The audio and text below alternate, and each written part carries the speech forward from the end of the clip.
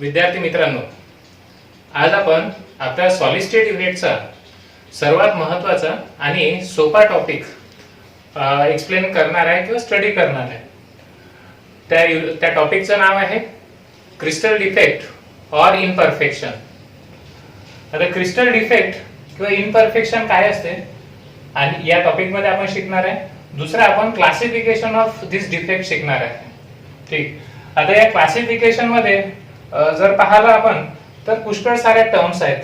या टर्म्सवर 2 मार्काचा क्वेश्चन किंवा 3 मार्काचा क्वेश्चन किंवा 1 मार्काचा क्वेश्चन बोर्डच्या एक्झाम मध्ये येण्याचे चान्सेस असतात. आता याच्या आधी जरा प्रिव्हियसली आपण जर पाहिलं तर सॉलिड स्टेट मध्ये आपण क्रिस्टलाइन सॉलिडची स्टडी करतोय. क्रिस्टलाइन सॉलिड काय असते तर क्रिस्टलाइन सॉलिड ते सॉलिड असतात ज्याच्यामध्ये कॉन्स्टिट्यूएंट पार्टिकल्स हे रेग्युलरली रिपीटिंग पॅटर्न मध्ये अरेंज असतात. जर हे असं असलं त्याला क्रिस्टलाइन सॉलिड म्हणायचं. अजून एक कॅरेक्टरिस्टिक्स आपण पाहिली होती क्रिस्टलाइन सॉलिडची, ती म्हणजेच जे अरेंजमेंट आहे रेग्युलॅरिटी और periodicity it is for long range. म्हणजेच crystal throughout the crystal structure arrangement is regular. जर असं असलं तर त्या क्रिस्टलला आपण परफेक्ट क्रिस्टल म्हणायचं किंवा आयडियल क्रिस्टल म्हणायचं. पण नेचर मध्ये एक्झिस्ट होणारे जेवढेही क्रिस्टलाइन सॉलिड आहेत हे परफेक्ट क्रिस्टल नाही आहेत किंवा आयडियल क्रिस्टल नाही आहे. म्हणजे कोणताच क्रिस्टल हा आयडियल नाही आहे किंवा परफेक्ट नाही आहे, त्याच्यात 100% रेग्युलॅरिटी नाही आहे. आता हे रेग्युलॅरिटी का नाही हे आपल्याला शिकावं लागेल. किंवा जर रेग्युलॅरिटी नसेल तर त्याला काय म्हणायचं, तर रेग्युलॅरिटी नसेल तर त्याला आपण म्हणतो क्रिस्टल डिफेक्ट. आता पहा जरा रेग्युलॅरिटी का नसते. तर सगळ्यात पहिले तुम्हाला माहित असेल क्रिस्टल फॉर्मेशन म्हणजे क्रिस्टलायझेशन. क्रिस्टलायझेशन म्हणजे क्रिस्टल फॉर्मेशन. आता क्रिस्टल फॉर्मेशन म्हणजेच काय, जे पार्टिकल्स असतात ते एकमेकाच्या जवळ येतात त्याच्यापासून क्रिस्टल तयार होते. इट इज ऑब्झर्व दॅट जर क्रिस्टलायझेशन हे स्लो असेल एकदम हळूहळू पार्टिकल जवळ येऊन राहिले, त्याच्यापासून छोटा क्रिस्टल त्यापासून मोठा क्रिस्टल एकदम हळूहळू सुरू आहे, तर रिझल्टंट जे भेटतात त्या सॉलिड मध्ये लेस डिफेक्ट असतात. म्हणजे डिफेक्ट थोडेसे कमी असतात, अरेंजमेंट व्यवस्थित असते, बरोबर. पण जर क्रिस्टलायझेशन एकदम फास्ट होत असेल तर कॉन्स्टिट्यूएंट पार्टिकल्स मध्ये जे अरेंजमेंट आहेत त्याच्यात थोडीशी गडबडी होते, जास्तच गडबडी होते.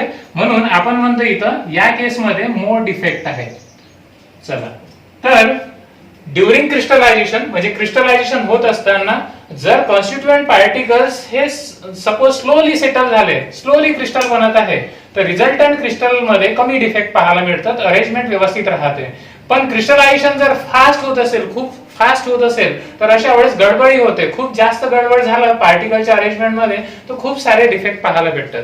आता जरा लक्ष द्या 2 गोष्टी. सगळ्यात पहिला पॉइंट की नेचर मध्ये कोणताच क्रिस्टल हा परफेक्ट नाहीये किंवा आयडियल नाहीये. जर आपल्याला परफेक्ट क्रिस्टल शोधायचा आहे किंवा आयडियल क्रिस्टल शोधायचा आहे तर तो crystal according to thermodynamics absolute zero टेम्परेचरवर पाहायला मिळते. तो म्हणजे किती, तर ऍब्सोल्यूट 0 म्हणजे 0 केल्विन और -273.15 डिग्री सेल्सिअस. या टेम्परेचरवर जर क्रिस्टल पाहिला तुम्ही तर तो क्रिस्टल बऱ्यापैकी परफेक्ट असते. ठीक. म्हणजेच परफेक्ट क्रिस्टल नेचरमध्ये नॉर्मल कंडिशनवर एक्झिस्ट होत नाही. फक्त एक्झिस्ट केव्हा होते, जेव्हा टेम्परेचर हे कसं असते ऍब्सोल्यूट 0 म्हणजे 0 केल्विन और 273.15 डिग्री सेल्सिअस. ठीक. म्हणजे याचा अर्थ जसं टेम्परेचर वाढत जाणार एखाद्या क्रिस्टलचं तसं इनपरफेक्शन वाढत जातं, त्याच्यामधले डिफेक्ट वाढत जातात. म्हणून नेचरमध्ये जेवढेही नॉर्मल कंडिशनवर क्रिस्टल एक्झिस्ट होतात ते कंटेन द इनपरफेक्शन. अजून टेम्परेचर एक फॅक्टर झाला क्रिस्टल डिफेक्ट साठी, म्हणजे जेवढं जास्त टेम्परेचर वाढणार तेवढं जास्त डिफेक्ट. दुसरा फॅक्टर प्रेशर आहे. प्रेशरमुळे पण आपण सांगू शकतो की डिफेक्ट कमी आहे का जास्त आहे. तर pressure, temperature this affect the crystal defect. आता पाहणार आहे आपण क्रिस्टल डिफेक्ट म्हणजे काय. तर क्रिस्टल डिफेक्ट म्हणजे काय, तर irregularity in arrangement of particle in crystal lattice. जे क्रिस्टल लॅटिस बनलं आहे त्याच्यामध्ये इरेग्युलॅरिटी असते. म्हणजेच इरेग्युलॅरिटी कशी, हे रेग्युलर अरेंजमेंट अपेक्षित आहे आपल्याला, याला आपण परफेक्ट क्रिस्टल म्हटलं लॉंग रेंज ऑर्डर पर्यंत. पण काही शॉर्ट रेंज पर्यंत म्हणजे इथपर्यंत सपोज इरेग्युलॅरिटी झाला, इथचा पार्टिकल सपोज इथं आला किंवा इथचा पार्टिकल सपोज इकडे गेला, बरोबर, आणि त्याच्यानंतर रेग्युलॅरिटीज आहे.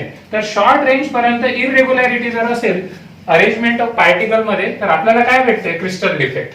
आता क्रिस्टल डिफेक्टचं क्लासिफिकेशन त्याच्यानंतर महत्वाचं पॉईंट. पहिले डेफिनेशन समजली, irregularity in arrangement of particle in crystal lattice. त्याच्यानंतर क्रिस्टल डिफेक्टचे प्रकार. क्रिस्टल डिफेक्टचे प्रकार, पहिला प्रकार आहे पॉइंट डिफेक्ट. पॉइंट डिफेक्ट म्हणजे काय, तर पॉइंट म्हणजे बेसेस म्हणजे कॉन्स्टिट्युएंट पार्टिकल्स. कॉन्स्टिट्युएंट पार्टिकल्सची जे अरेंजमेंट आहे त्याच्यात जर गडबडी असेल, म्हणजेच पहा इकडे लक्ष द्या जरा, हा क्रिस्टलाइन सॉलिड आहे. या क्रिस्टलाइन सॉलिड मध्ये सपोज एखाद्या पार्टिकलच्या बाजूला, एखाद्या लॅटिस पॉइंटच्या बाजूला थोडीशी गडबडी तयार झाली. हा लॅटिस पॉइंटच्या बाजूला काय झालं, गडबड तयार झाली, बरोबर. तर त्याला म्हणतो आपण the defect which occur due to the point.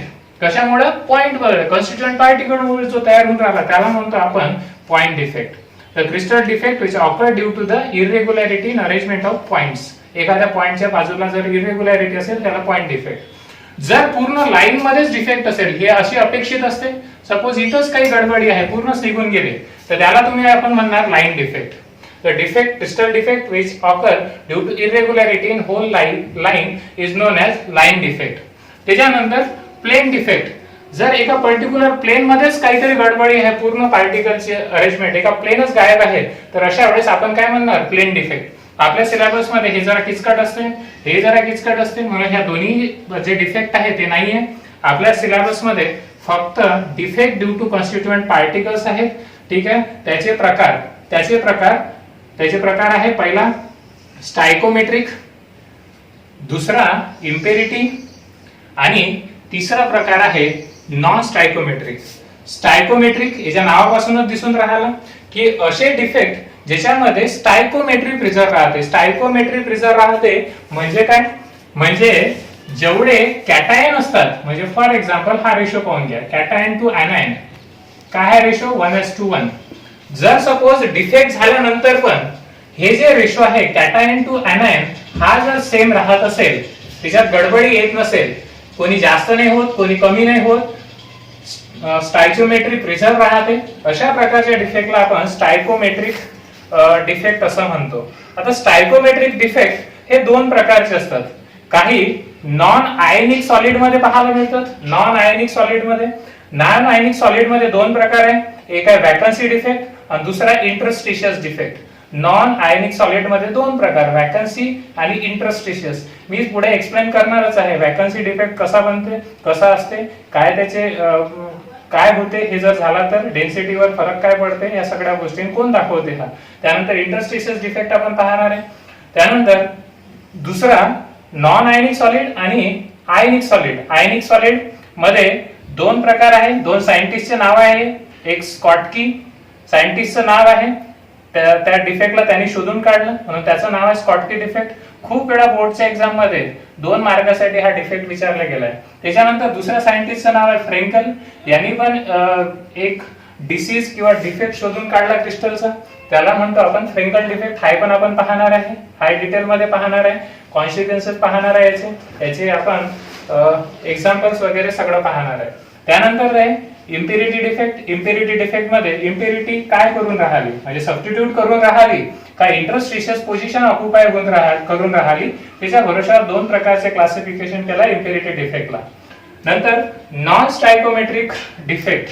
Non स्टायकोमेट्रिक defect म्हणजे काय, तर इथं स्टायकोमेट्री जे आहे ते चेंज होते. म्हणजेच जे रेशो आहे, ratio of cation to ratio of anion, ratio of cation to ratio of anion हा डिस्टर्ब होते म्हणजे हा एक तर कमी होईल, हा कमी होईल म्हणजेच याने काय होईल, x minus something 1 minus x आणि हा 1च राहील, हा कमी होईल. किंवा हा जास्त होईल तर कसं 1 प्लस x आणि हा तेवढाच ठेवला. तर अशा प्रकारचे दोन इफेक्ट पाहायला गेले, एक म्हणजेच मेटल डिफिशियंट ज्याच्यामध्ये मेटल कमी आहे, आणि दुसरा म्हणजे मेटल एक्सेस ज्याच्यामध्ये मेटल जास्त आहे. ठीक आहे. आता हे होते काय, तर मेटल कमी किंवा जास्त झालं तर याची स्टायकोमेट्री जी आहे ते डिस्टर्ब होते, याचा जो रेशो आहे तो डिस्टर्ब होते. आता यानंतर आपण पाहणार आहे नॉन आयनिक डिफेक्ट म्हणजेच वॅकन्सी, इंटरस्टिशियस, स्कॉटकी आणि फ्रेंकल. चला तर आपण पाहतोय स्टायकोमेट्रिक पॉइंट डिफेक्ट. स्टायकोमेट्रिक पॉइंट डिफेक्ट मध्ये मी आधीच सांगितलं आहे की जो स्टायकोमेट्री आहे ते त्या क्रिस्टलची प्रिझर्व राहते, त्या मॉलिक्यूलची, त्या कंपाऊंडची प्रिझर्व राहते, म्हणजेच ॲनायन कॅटायनचा रेशो जो आहे तो डिस्टर्ब होत नाही. जेवढे ॲनायन आहेत तेवढेच कॅटायन राहतात. आता याच्यामधला पहिला डिफेक्ट आपण पाहतोय ज्याचं नाव आहे व्हॅकन्सी डिफेक्ट. आता हे समजून घ्यासाठी तुम्ही पहिले लक्षात द्या की क्रिस्टलायझेशन मी आताच सांगितलं आहे, क्रिस्टलायझेशनच्या मदतीने आपण क्रिस्टल तयार करतो. जर सपोज मी एखादं क्रिस्टल बनवत आहे, क्रिस्टलायझेशन प्रोसेस चालू आहे, क्रिस्टलायझेशन प्रोसेसमध्ये सपोज हे कॉन्स्टिट्युएंट पार्टिकल आहे ते त्याच्या लॅटिस साईट आहेत. ठीक. जर सपोज ड्युरिंग क्रिस्टलायझेशन एखादा पार्टिकल एक्सपेक्टेड होता इथं येण्यासाठी, पण इथं तो आला नाही, म्हणजेच इथला पार्टिकल मिसिंग आहे आणि इथला पार्टिकल मिसिंग आहे. अपेक्षित होता तो येणं पण तो आला नाही ड्युरिंग क्रिस्टलायझेशन. तर त्याच्यामुळे काय तयार झालं, मिसिंग मुळे की इथं एम्प्टी स्पेस तयार झाला. या एम्प्टी स्पेसला आपण व्हॅकन्सी म्हणतो. व्हॅकन्सी क्रिएट झाली.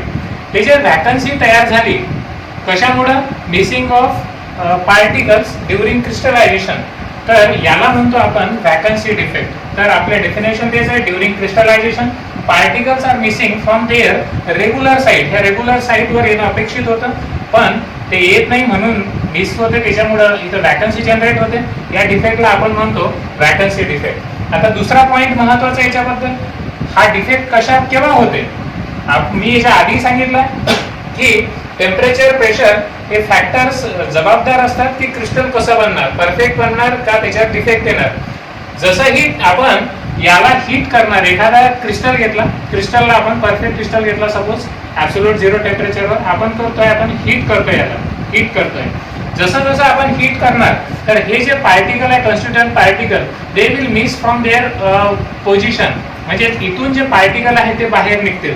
बरोबर. म्हणून हा जो डिफेक्ट आपल्याला व्हॅकन्सी डिफेक्ट पाहायला मिळते ते केव्हा पाहायला मिळते, जर आपण क्रिस्टलाइन सॉलिडला काय केलं, हीट केलं तर. ठीक. त्याच्यानंतर या डिफेक्टमुळे होते काय, तर नंबर ऑफ पार्टिकलची संख्या कमी होऊन राहिली. जरा पहा, नंबर ऑफ पार्टिकल जर कमी झाले, व्हॉल्यूम तर सेमच आहे, व्हॉल्यूम सेम आहे, पार्टिकलची संख्या कमी, पार्टिकलची जर संख्या कमी झाली तर त्याचं मास कमी होईल, आणि मास जर कमी झालं तर त्या क्रिस्टलची डेन्सिटी कमी होईल. तर due to vacancy defect density of a crystal decreases. हा defect generally non ionic solid मध्ये पाहायला मिळते. व्हॅकन्सी डिफेक्ट नंतर आपण पाहतो आहे इंटरस्टिशियल डिफेक्ट. आता हा जसं मी म्हटलं तर vacancy defect non ionic solid और एलिमेंटल सॉलिड मध्ये ऑकर होते, तसंच हाय पण सेल्फ इंटरस्टिशियल डिफेक्ट हाय पण आपल्याला नॉन आयनिक सॉलिड मध्ये पाहायला मिळते. आता हे पाहण्यासाठी सगळ्यात पहिले तुम्हाला काय माहित असलं पाहिजे, तर तुम्हाला माहित असलं पाहिजे इंटरस्टिशियस साइट काय असते. इंटरस्टिशियल साइट और स्पेस हे काय आहे. इंटरस्टिशियस साइट और इंटरस्टिशियस space, it is the empty space or it is the void or it is the depression between two lattice point. दोन लॅटिस पॉइंटच्या मधातला जो एम्प्टी स्पेस आहे, हा एम्प्टी स्पेस आहे किंवा हा एम्प्टी स्पेस आहे, याला आपण म्हणतो इंटरस्टिशियस. म्हणजेच दोन साइडच्या, दोन लॅटिस पॉइंटच्या मधातला स्पेस म्हणजेच इंटरस्टिशियस स्पेस. आता काय होते, ड्युरिंग क्रिस्टलायझेशन होत असताना जे आपल्याला अपेक्षित अरेंजमेंट आहे, अपेक्षित अरेंजमेंट मध्ये जे कॉन्स्टिट्युएंट पार्टिकल्स आहेत ते रेग्युलरली अरेंज तर होतातच, पण काही पार्टिकल्स बरोबर लॅटिस साइडच्या मधात ऑक्युपाय होतात.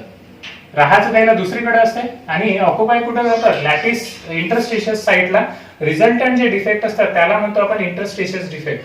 आता इंटरस्टिशियस डिफेक्ट दोन प्रकारचे असतात. आता इंटरस्टिशियस पहिला डिफेक्ट जो आहे, आता इंटरस्टिशियस डिफेक्टची definition, when some particles of a crystalline elemental solid occupy interstitial site in crystal lattice म्हणजे कुठं ऑक्युपाय करतात, इंटरस्टिशियस साइड मध्ये ऑक्युपाय करतात. तर रिझल्टंट जे जनरेट होते त्याला म्हणतो आपण इंटरस्टिशियस डिफेक्ट. पहिला प्रकार काय म्हणते, पहिला प्रकार असा म्हणते की सपोज हे क्रिस्टलायझेशन सुरू झालं, याच्यापासून क्रिस्टल तयार झालं, पण ड्युरिंग क्रिस्टलायझेशन एक पार्टिकल याच्याच सारखा, सपोज हा जर कोणता एलिमेंट असेल, बरोबर, सेम एलिमेंट आहेत सगळे, ठीक आहे, कॉन्स्टिट्यूएंट पार्टिकल सगळे सारखे आहे, याचाच भाऊ सपोज याच्या मधात आला, इंटरस्टिशियस पोझिशन ऑक्युपाय केली, तर ह्या डिफेक्टला आपण टाइप ए मध्ये म्हटलं आहे. तर एक्स्ट्रा पार्टिकल आला आहे, अपेक्षित काय होतं, फक्त एवढे पार्टिकल, पण काही पार्टिकल जे आहेत ते इंटरस्टिशियस पोझिशनवर एक्स्ट्रा वाले येऊन राहिले, बरोबर. तर ह्या एक्स्ट्रा पार्टिकल मध्ये होऊन काय राहिलं, त्याच्यामुळे डिफेक्ट होऊन राहिला. आता एक गोष्ट नक्की आहे की जेवढे पार्टिकल होते त्याच्यापेक्षा पार्टिकल वाढले, पार्टिकल वाढले म्हणजे मास वाढलं, व्हॉल्यूम तर तेवढाच आहे, मास वाढलं म्हणजेच याचं काय झालं, डेन्सिटी वाढली. तर हे दोन पॉइंट आहे, extra particle which similar to all lattice point occupy the interstitial process interstitial space during crystallisation. This defect हा झाला पहिला प्रकार इंटरस्टिशियसचा. आणि due to this defect density is increases, कारण नंबर ऑफ पार्टिकलची संख्या काय होते, वाढते. आता दुसरा प्रकार जो आहे, दुसरा प्रकार इंटरस्टिशियस सॉलिडचा, जरा लक्ष द्या. सपोज हा आपण काय करतोय, आपण क्रिस्टलायझेशन करतोय, दुसरा प्रकार पाहतोय. काय होऊन राहिलं की ड्युरिंग क्रिस्टलायझेशन हा जो एलिमेंटल पार्टिकल आहे तो इथून बाहेर निघाला, इथून त्याची स्वतःची जागा सोडली आणि इथून जागा सोडून हा इथं आला, बरोबर. इथं होता, इथून हा इथं आला, म्हणजेच हे झालं याचा वॅकन्सी आणि हे झाली कोणती, इंटरस्टिशियस, बरोबर. आता जरा पहा त्या डिफेक्टची definition. During crystallisation some particles, constituent particles or lattice point dislocate or migrate from their position to कोणती position, interstitious position. Such type of defect is known as second type of interstitious defect, बरोबर. त्यानंतर आता हे defect मध्ये जर पाहता तर एका साइडला व्हॅकन्सी तयार झाली, जे ओरिजिनल जागा होती त्याला आपण व्हॅकन्सी म्हटलं, कारण की तिथं काहीच नाही आता, कारण इथून हा मायग्रेट केलाय इथं, या कोणत्या पोझिशनवर गेला, इंटरस्टिशियस पोझिशनवर. म्हणून this defect is combination of vacancy and interstitial, म्हणून it is combination of vacancy and interstitial defect. आता काय होऊन राहिला, हा पार्टिकल इथून इथं मायग्रेट होऊन राहिला, बरोबर, मायग्रेट होऊन राहिला. जेवढे पार्टिकल होते तेवढ्याची संख्या तर सेम आहे, म्हणजे कसा कन्सेप्ट आहे, एका कॉलनीतून त्या शहरात दुसऱ्या कॉलनीत तो माणूस राहायला गेला, तर त्या शहराची जे डेन्सिटी आहे किंवा ते जे नंबर ऑफ पॉप्युलेशन आहे याची कसं राहील, सेम राहील. तसंच या केसमध्ये इथून हा इथं मायग्रेट केला, पण पार्टिकलची संख्या कशी आहे, सेम. पार्टिकलची संख्या सेम आहे तर मास सेम आहे, मास जर सेम असेल, व्हॉल्यूम तर सेमच आहे, तर डेन्सिटी काय असेल, सेम. तर या डिफेक्ट मुळे डेन्सिटी काय होते, कमी होते, ठीक. तर हा झाला आपला इंटरस्टिशियस डिफेक्ट. याच्यानंतर आपण पाहणार आहे स्कॉटकी डिफेक्ट आणि फ्रँकल डिफेक्ट, जे खूप महत्वाचे आहेत. चला, तर स्टायकोमेट्रिक पॉइंट डिफेक्ट मधला तिसरा पॉइंट डिफेक्ट आपण पाहतोय, ज्याचं नाव आहे स्कॉटकी डिफेक्ट. आता स्कॉटकी डिफेक्ट आपण 3 तुकड्यामध्ये शिकणार. पहिले आपण त्याचे डेफिनेशन पाहणार, त्याच्यानंतर condition responsible for formation of Schottky defect, कोणत्या सिच्युएशन मध्ये स्कॉटकी डिफेक्ट तयार होईल, कंडिशन नंतर consequences of Schottky defect, Schottky डिफेक्टचा क्रिस्टलाइन सॉलिडवर काय फरक पडते. तर जराच लक्ष द्या. आपण पाहिला याच्या आधी जो डिफेक्ट स्कॉटकी डिफेक्ट असू द्या का फ्रँकल डिफेक्ट असू द्या, they are related with ionic solid. Ionic solid is consist of ions. Ions मध्ये 2 आयन्स असतात, एक असते कॅटायन आणि दुसरा असते ऍनायन. तुम्हाला एक गोष्ट माहिती आहे, 11वी तुम्ही शिकलाय, कॅटायनची साईज हे रिलेटिव्हली स्मॉल असते कोणापेक्षा, ऍनायन पेक्षा, ठीक आहे. तर आपण एक आयनिक क्रिस्टल कन्सिडर केला. पहा अशा प्रकारचे अरेंजमेंट अपेक्षित, alternate oppositely charge, electrostatic force of attraction. पहा इथं जरा निगेटिव्हच्या बाजूला पॉझिटिव्ह, अनायन कॅटायन, अनायन कॅटायन, अनायन कॅटायन, हे रेग्युलरली रिपीटिंग पॅटर्न मध्ये सपोज अरेंज असं अपेक्षित आहे आपल्याला परफेक्ट क्रिस्टलाइन सॉलिड साठी. पण काय होते की ड्युरिंग क्रिस्टलायझेशन सपोज एखादा आयन, मी सपोज हा आयन इथला कोणता आयन, निगेटिव्ह आयन, मी काय केला, तो मिस झाला तिथून, म्हणजेच अनायन मिस झाला. तर आता हा अनायन मिस झाला, निगेटिव्ह चार्ज कमी झाला. तर निगेटिव्ह चार्ज कमी झाला तर कोणता चार्ज जास्त झाला, पॉझिटिव्ह चार्ज जास्त झाला. तर काय होते, जसाही निगेटिव्ह चार्ज निघून गेला, तर जेवढा निगेटिव्ह चार्ज आयन निघून गेले तेवढे same number of positive ions पण आपली जागा सोडतात. म्हणजे जेवढे निगेटिव्ह आयन्स निघाले तेवढेच पॉझिटिव्ह आयन्स पण सोबतच निघून जातात.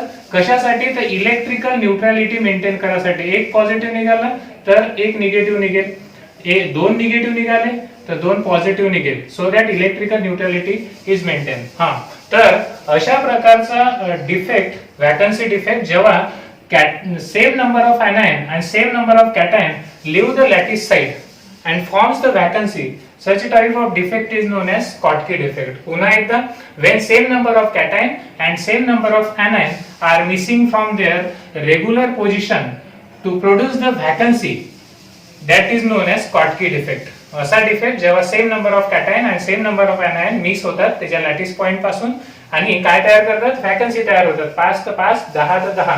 ठीक आहे, तर त्याच्यामुळे काय होते, ते इलेक्ट्रिकल न्यूट्रॅलिटी मेंटेन होते.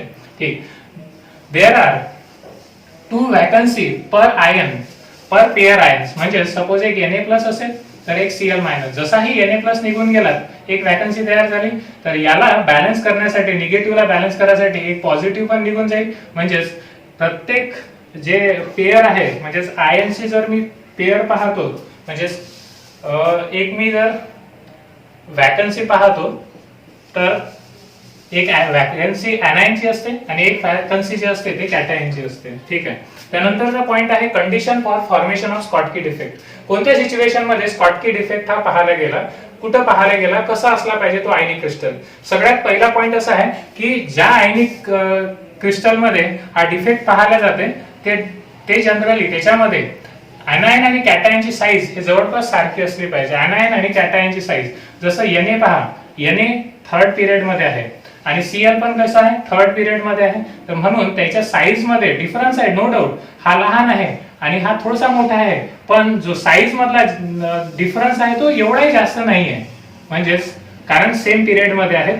तर सगळ्यात पहिली सिच्युएशन असं आहे की तो जो आयनिक क्रिस्टल आहे त्याच्यामध्ये anion आणि कॅटायनची साईज कशी असली पाहिजे, नियरली सेम. दुसरा पॉइंट, आता त्याच्यात हाय डिग्री ऑफ आयनिक कॅरेक्टर असले पाहिजे. आता याचं रिलेशन वरच आहे, आपण फजन्स रूल मध्ये शिकलोय. जर anion आणि कॅटायनची साईज सारखी असेल तर पोलरायझेशन जे आहे ते कमी होईल आणि पोलरायझेशन जर कमी होईल तर आयनिक कॅरेक्टरचं पर्सेंटेज कसं होईल, जास्त होईल. तर म्हणून हे वरचाच पॉइंट, anion कॅटायन सारखे जर साईजचे असेल जवळपास तर आयनिक कॅरेक्टर जास्त असेल आणि आयनिक कॅरेक्टर जास्त असले तर हा डिफेक्ट पाहायला भेटते. आणि सगळ्यात शेवटचं, याच्यात कोऑर्डिनेशन नंबर हा जास्त असला पाहिजे. क्रिस्टलाइन सॉलिड मध्ये कोऑर्डिनेशन नंबर जास्त असला पाहिजे, आयनिक कॅरेक्टर जास्त असले पाहिजे, anion आणि कॅटायनची साईज जवळपास सारखी असली पाहिजे. त्या सिच्युएशन मध्ये, त्या कंडिशन मध्ये हा डिफेक्ट पाहायला मिळतो. 3 पॉइंट.